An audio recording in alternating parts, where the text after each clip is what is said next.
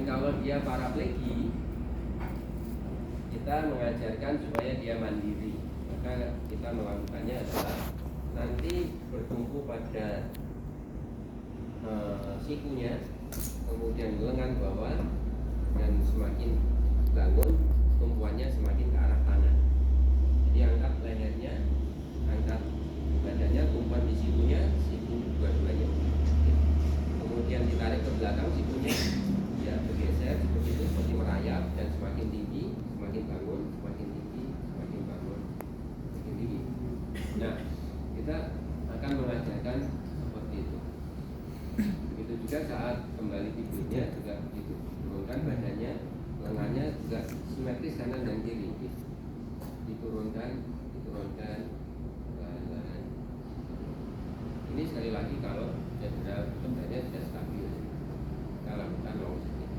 Tapi kalau pasiennya itu tetraplegia, nggak bisa, maka kemudian kita bantu penuh untuk long sitting. Tapi kalau pasiennya tetraplegia tapi incomplete, ya seperti ini tetap kita latihkan. Ya, kita harapkan nanti pasien kan harus mandiri, ya, harus mandiri semuanya. Nah, setelah kemudian bangun ke posisi duduk dengan posisi long sitting, maka kemudian dia bergeser ke kiri dan ke kanan itu dengan menggunakan bridging, yaitu dengan tumpuan seperti ini, kemudian pantatnya diangkat, ya, pantatnya diangkat, dan kemudian bergeser ke belakang, mundur, seperti itu untuk mundurnya. Makanya sejak dari awal, sejak masih angkut, area yang normal harus di strengthening. Ya, misalnya ini pasiennya paraplegi, ekstremitas atas ini kan normal, itu harus dikuatkan karena seperti ini dia harus bisa mengangkat tubuhnya seperti ini. Kemudian bergerak ke kiri dan ke kanan juga sama seperti itu, angkat tubuhnya terus kemudian digeser ke kiri atau ke kanan. Nah, seperti itu. Kalau bergerak ke depan tidak bisa sendiri, harus ada orang lain yang membantu. Ya, angkat dorong ke depan, kita ya lagi angkat dorong ke depan. Nah, ini masih berfungsi ini, ya, sehingga kemudian mancat seperti ini secara refleks. Kalau pasien paraplegi beneran ini nggak berfungsi, sehingga harus ada orang yang mengangkatnya untuk bergerak ke depan, untuk bantuan orang lain. Ya, untuk menggeser. Terus kemudian aktivitas di matras. Jadi untuk pasien paraplegi atau tetraplegi itu sangat penting untuk melakukan latihan di matras. Mulai dari seperti yang kemarin saya peragakan, bagaimana untuk miring, ya, diayun, bagaimana untuk tengkurap, ya, dengan diayun seperti itu dengan lebih keras hingga sampai tengkurap, ya. Dan kemudian pada saat tengkurap, ya, misalnya ini sudah tengkurap, ya, posisi tengkurap, hanya kita matras atau bukan bed, ya. Maka kemudian kita akan, kalau pasiennya ini paraplegi, ya, push up, ya, push up.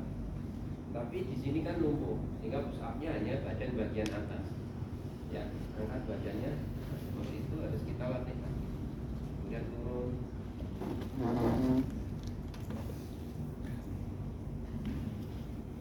Kalau pasiennya tetraplegi, Pak, tapi tetrapleginya itu rendah, sehingga di sini masih ada gerakan, tapi di sini lumpuh. Ya, kita latih push up juga, tapi mungkin push up-nya akan seperti ini. Angkat badan, turunkan, angkat badannya, turunkan.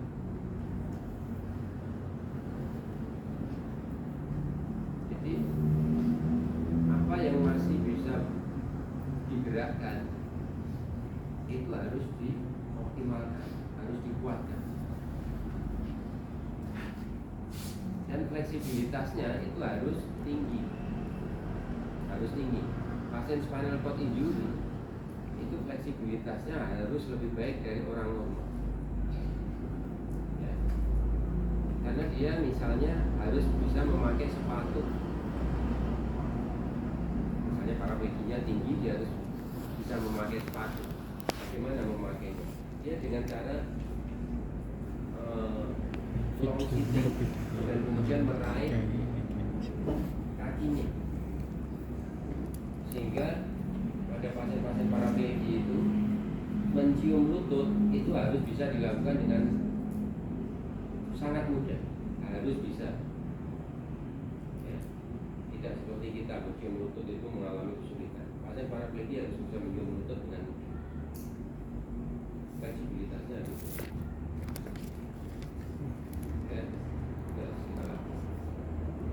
terus kemudian kalau dari tengkorak mau terlentang lagi gimana caranya?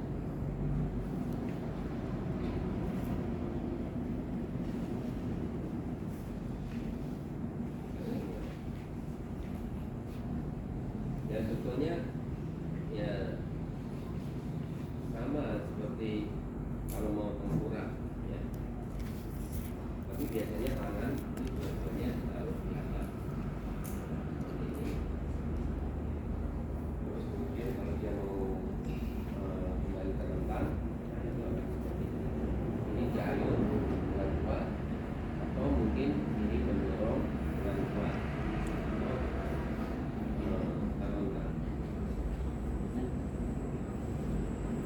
Ini pasien paraplegi atau tetraplegi tapi agak rendah begitu ya, seperti ini harus dilakukan.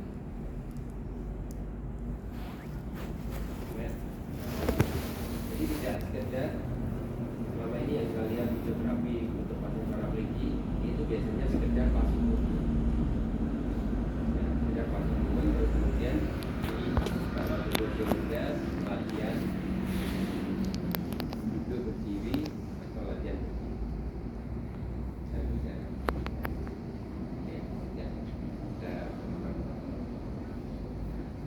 jadi latihan di matrasnya itu harus intensif. Oke, kita kembali. Kita lihat